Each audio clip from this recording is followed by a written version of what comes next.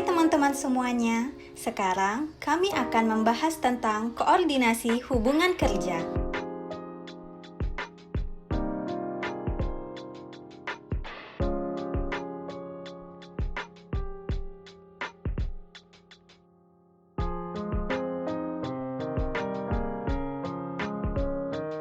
Sebelumnya, perkenalkan kami dari kelompok 4 mata kuliah Sistem Administrasi Negara jurusan Administrasi Publik Universitas Bengkulu dengan anggota kelompok Fevi Yunitasari, Kiki Puspajelita, Anwar Fitriadi, Satria Darmawan, Tia Anggraini, Nur Rahman, Yulia Widya Astra, Shanda Aprilia, Rahmat Hidayat, Davis Peroli, Regita Fitri, dan Fernandus Jeffrey.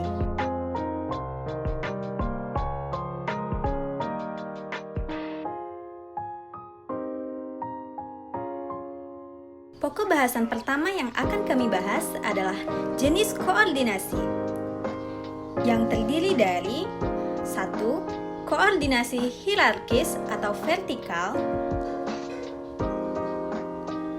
2. Koordinasi fungsional. Lalu yang ketiga ada koordinasi fungsional horizontal. Yang keempat ada koordinasi fungsional diagonal. Lalu yang terakhir ada koordinasi fungsional teritorial.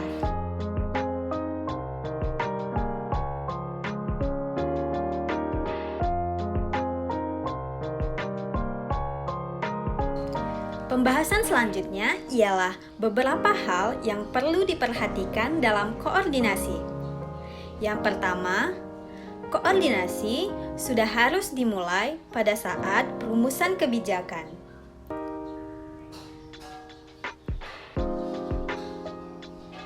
Hal yang perlu diperhatikan dalam koordinasi yang kedua adalah perlu ditentukan secara jelas siapa atau satuan kerja mana yang secara fungsional berwenang dan bertanggung jawab atas suatu masalah.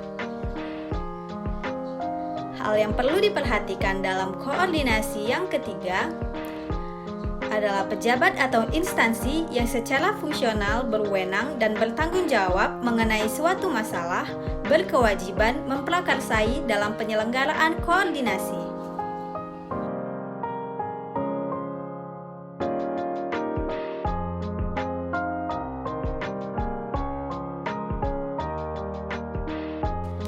Masih membahas tentang beberapa hal yang perlu diperhatikan dalam koordinasi. Selanjutnya, yang keempat, perlu kejelasan wewenang, tanggung jawab, dan tugas unit atau instansi yang terkait.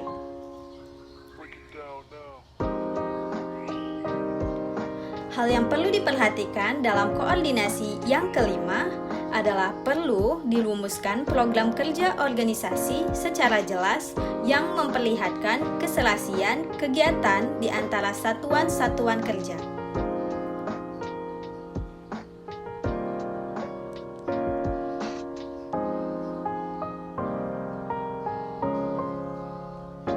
Kemudian, beberapa hal yang perlu diperhatikan dalam koordinasi yang keenam adalah perlu ditetapkan prosedur dan tata cara melaksanakan koordinasi.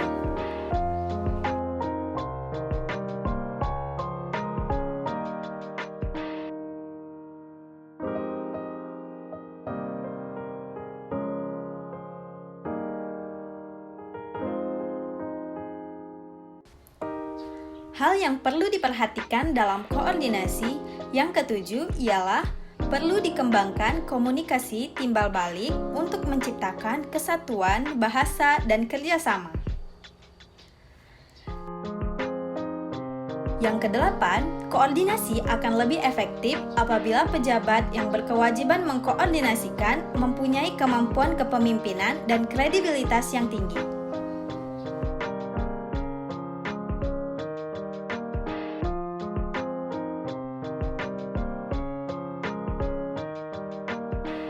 Dan Dan yang terakhir, hal yang perlu diperhatikan dalam koordinasi yang kesembilan adalah dalam pelaksanaan koordinasi perlu dipilih sarana koordinasi yang paling tepat.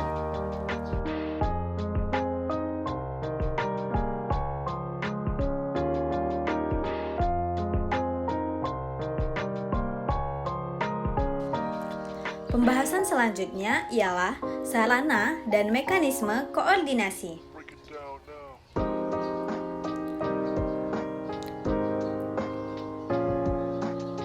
Yang pertama, ada kebijakan,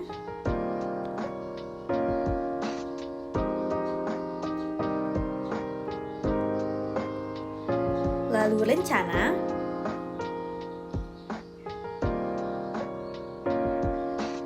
selanjutnya prosedur dan tata kerja,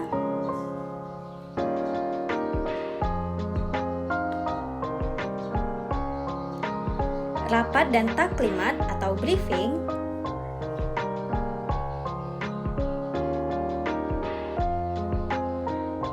dan terakhir surat keputusan bersama atau surat edaran bersama.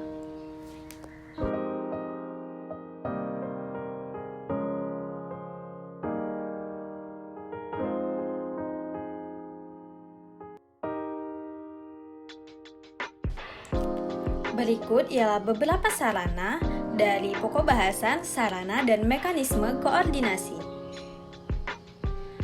Yang pertama ada tim, panitia, kelompok kerja, ataupun satuan tugas.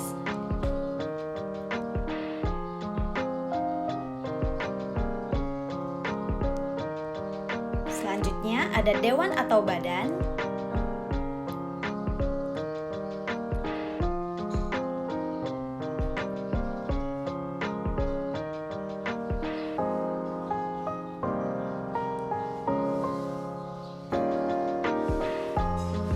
lalu sistem administrasi manunggal satu atap atau samsat.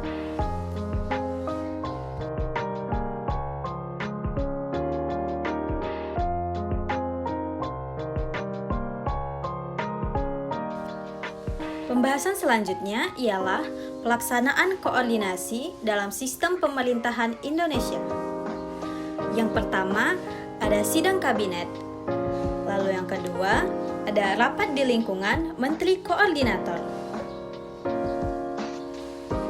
Yang ketiga, koordinasi antara departemen atau instansi pemerintah tingkat pusat.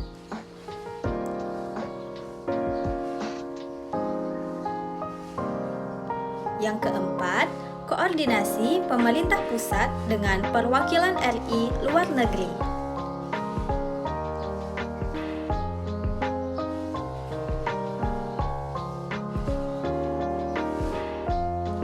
Yang kelima, koordinasi tingkat pusat mengenai pemerintahan daerah.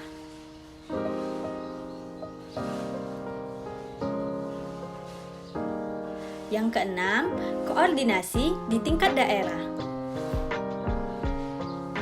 Yang ketujuh, ada koordinasi dan hubungan kerja.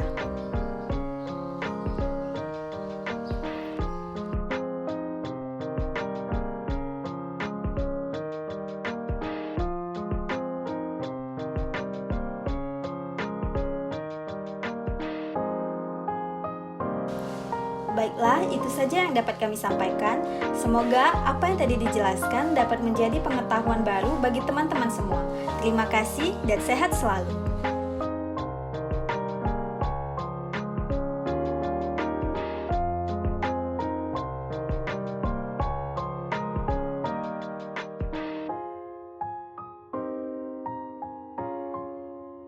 Break it down now.